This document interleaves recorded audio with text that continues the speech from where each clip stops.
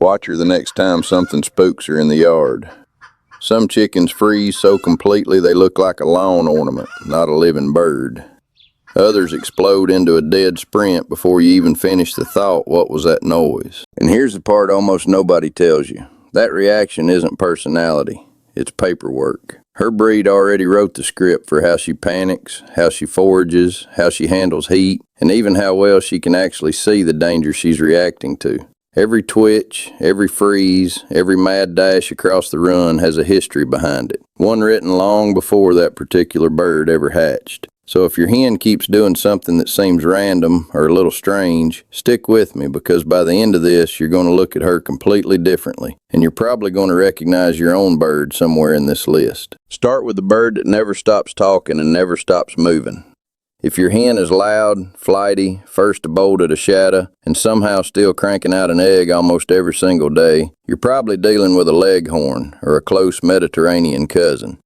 This line was shaped for one job above all others: sustained egg production in hot, dry climates. And that history shows up in the body.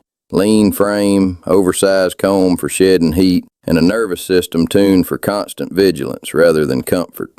She's not being dramatic for the fun of it. She's running on instincts built for open, exposed range, where the birds that survived were the ones who reacted first and asked questions never. Now flip that completely. If your chicken is the calm giant of the flock, the one who barely reacts when the dog walks by, moves like she's got nowhere to be, and somehow ends up at the top of the pecking order without a single fight, that's classic Jersey giant behavior. This breed was developed in the United States specifically to be a heavyweight table bird, and breed standards recognized by American poultry organizations still track that same large, dense frame today. Size changes temperament. A bird that outweighs almost everything else in the coop doesn't need to posture or panic, because very little in her world actually threatens her. Calm isn't laziness here. It's the direct result of genetics selected for mass over speed. Then there's the hen who lets you pick her up, tolerates children, goes broody at the drop of a hat, and seems to bump into the water dish more than a bird should. If that sounds familiar, look at her head. Breeds with heavy crest or fluffy top knots, like silkies and polished chickens, carry feathering that partially blocks their own field of vision. That's not clumsiness, it's a structural limitation, passed down through the breed standard itself. The trade-off is real too. That same gentle, easily handled temperament that makes these birds popular with families also makes them some of the most vulnerable in the flock, because a bird that can't fully see a hawk's shadow can't react to it either.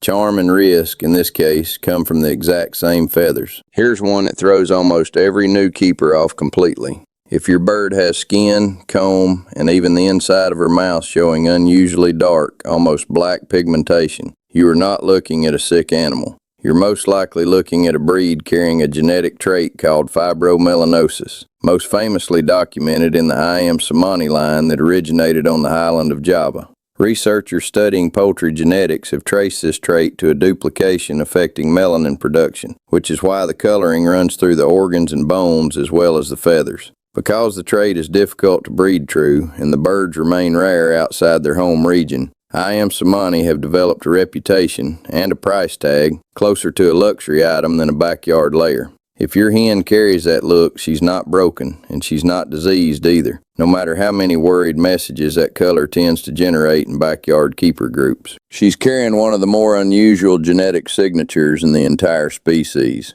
and honestly, one of the rarest looks you'll ever find standing in a run. Heat tolerance tells its own story too. If your chicken has a noticeably bare, featherless neck and somehow seems completely unbothered on the hottest days of summer, while the rest of the flock pants in the shade, you're likely looking at a naked neck, sometimes called a Transylvanian naked neck. Poultry breed literature attributes this trait to a reduction in overall feather coverage, which allows the bird to dump body heat far more efficiently than fully feathered breeds. It looks unusual, and plenty of new owners assume the bird is molting badly or unwell, but that bare skin is doing real thermoregulatory work. She's not underdressed. She's dressed exactly right for the climate her ancestors were bred to handle. And then there's the showpiece, If your rooster drags a tail behind him that looks almost unreasonably long, brushing the ground and trailing well past his body, you're seeing the influence of ornamental long-tail lines developed in Japan, most notably the onagadori.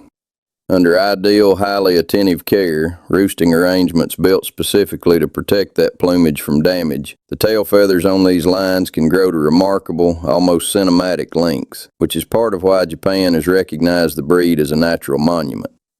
Related long-tail breeds carry a milder version of that same trait. Either way, that tail isn't practical. It never was. It exists because generations of breeders selected for beauty over utility, and the bird pays for that beauty with extra grooming needs and reduced mobility. There's another type worth mentioning, the hen who seems built for miserable weather and never complains about it.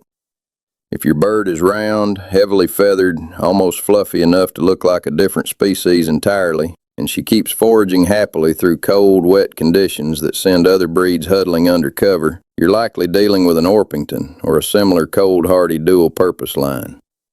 That dense, layered plumage was selected specifically for insulation in cooler climates, and it comes packaged with a famously easygoing, unbothered temperament.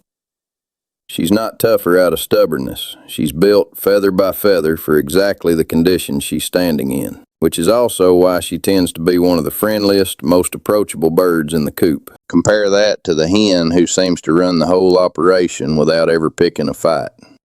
If your bird is assertive, food-motivated, quick to recover from stress, and somehow productive no matter what the weather throws at her, that steady, no-drama confidence often traces back to Rhode Island Red Lines, a breed developed for exactly that kind of resilience across variable conditions and inconsistent care.